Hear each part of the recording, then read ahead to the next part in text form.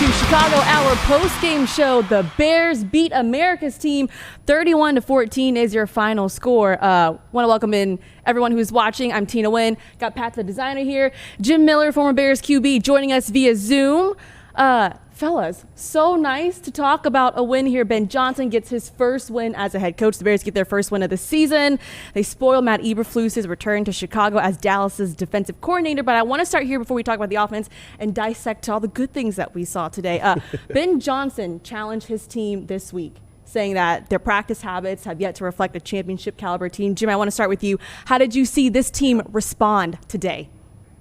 Yeah, I loved it. I thought a lot more sense of urgency on offense, and that's the greatest thing you can do. I've said it all along that these are some of the greatest athletes in the world. They are highly competitive, and when you call them out, especially when they slapped one out there a week ago, typically highly competitive guys are going to respond, and they did in kind today. I thought, just a sense of urgency, how they played with enthusiasm. I thought they were very physical. I thought they were on point in a lot of ways offensively, and I loved what I saw from Caleb Williams today. The offense definitely responded to really two duds the first 2 weeks. I really loved what I saw from the offense today. Creative, they ran the football, play action pass, they took advantage of turnovers, they overcame sometimes when they shot themselves in the foot offensively, specifically in the second quarter. There is so much to talk about and so many good things that came out of this game. Pat, what'd you see? Yeah, I mean, listen, we saw cleaner operation. That's the biggest thing. When we started, the last couple of weeks, the big conversation has been penalties. And yes, there was a drive in there where you got a couple of penalties that put you a little bit behind the eight ball, but you still came away from that with points. And I think that's the biggest thing, for this Bears team, to have some clean operation. And lo and behold, when you cut down on the offensive issues, when you cut down on the pre-snap penalties, Caleb Williams goes out there and he runs a pretty good offense. I think what we saw through the first 3 weeks, and especially in this game, kind of as the pinpoint on it as we head into this Vegas game, is exactly what Ben Johnson told everybody it was going to be. Hey, from week 1 to week 2, there has to be a ton of growth, but it may not be perfect operation. From week 2 to week 3, we need an even bigger leap, and I think you saw that today offensively, and you got to give credit to the defense where credit is due. This is a Dallas team that put up points. And so seeing a defense come out and respond, Jim, after giving up 52 points in a game, I was proud today to say that was a Chicago Bears defense on the field. Yeah, you talk about this team cleaning it up a lot more with the penalties. Only 6 penalties today for 41 yards. Let's talk about this offense, specifically Caleb Williams. Jim, what did you like the most?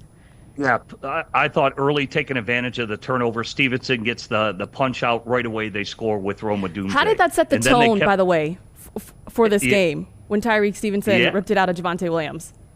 Yeah, that was perfect. I mean, that's what you want to do to a high-powered offense, turn them over. Because Dallas, to me, has to be perfect offensively. Their defense is not that good, as everybody saw. I mean, even the Giants last week put up 37 points, and it went to overtime, and Dallas was able to pull it out. So Stevenson getting the punch out early. The Bears take advantage. They get the early score.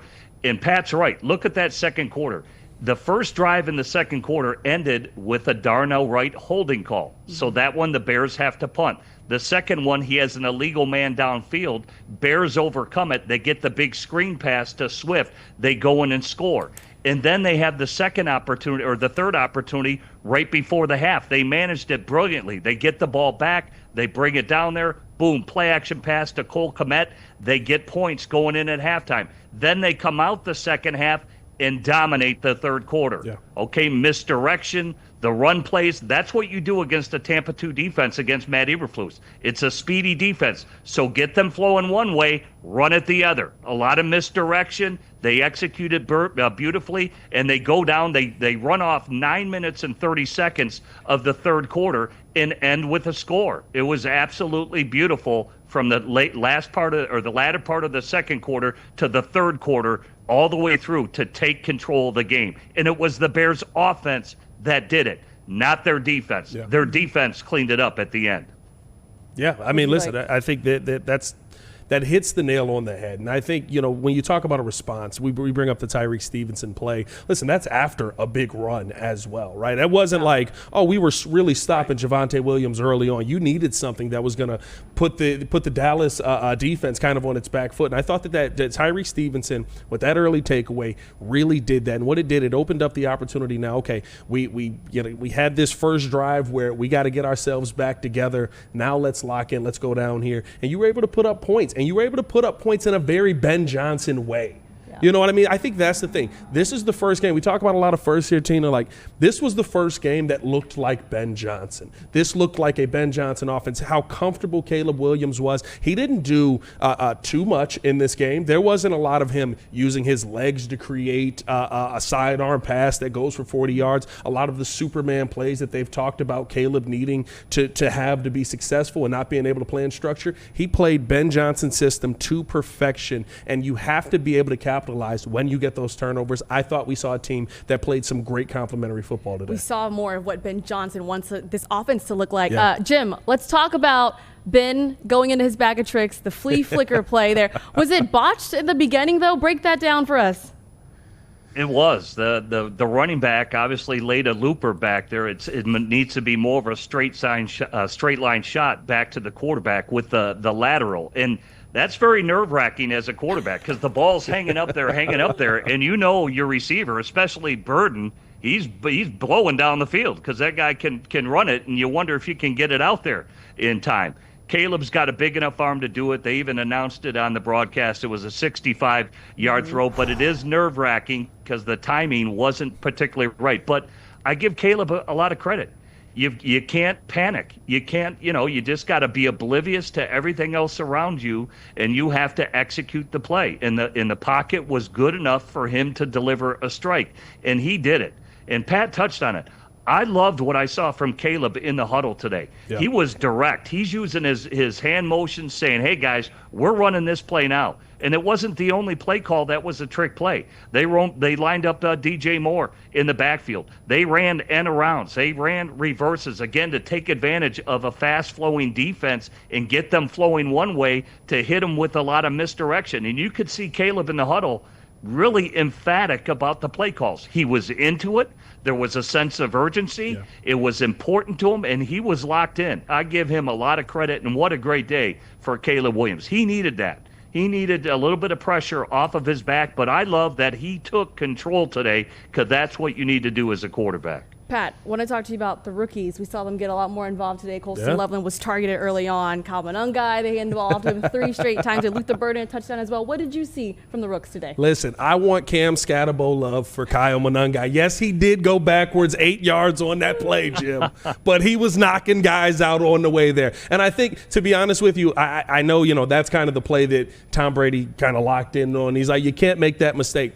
But to be honest, I think that's what we saw on all the other runs. A young running back who was unwilling to give up on the play, and I loved what we saw there. I thought the involvement of Luther Burden. Listen, there's a lot of mouths to feed in this offense. Ben Johnson said, that's what keeps me up at night. How do I get everybody involved in the game plan? Yes, one of the plays is a trick play to Luther Burden on the flea flicker. But you know what? We've been here with the flea flicker before. Remember Mitch Trubisky to Javon Wims? It didn't work.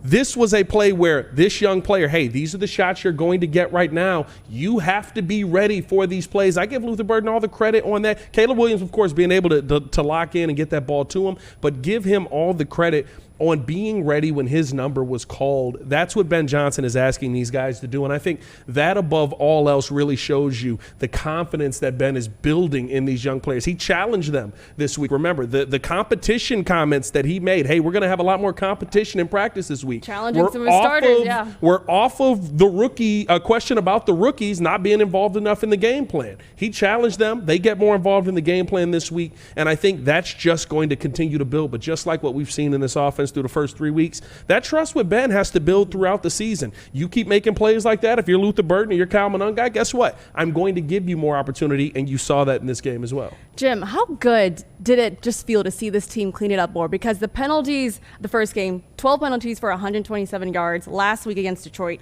8 penalties for 50 yards. And today, 6 penalties for 41 yards. They cleaned it up a lot more. Yeah, much better. And I agree with Pat. I think Loveland would have played more, too, if he didn't hurt his shoulder early in the first half. And I think, for Ben Johnson, you see that they have explosive players.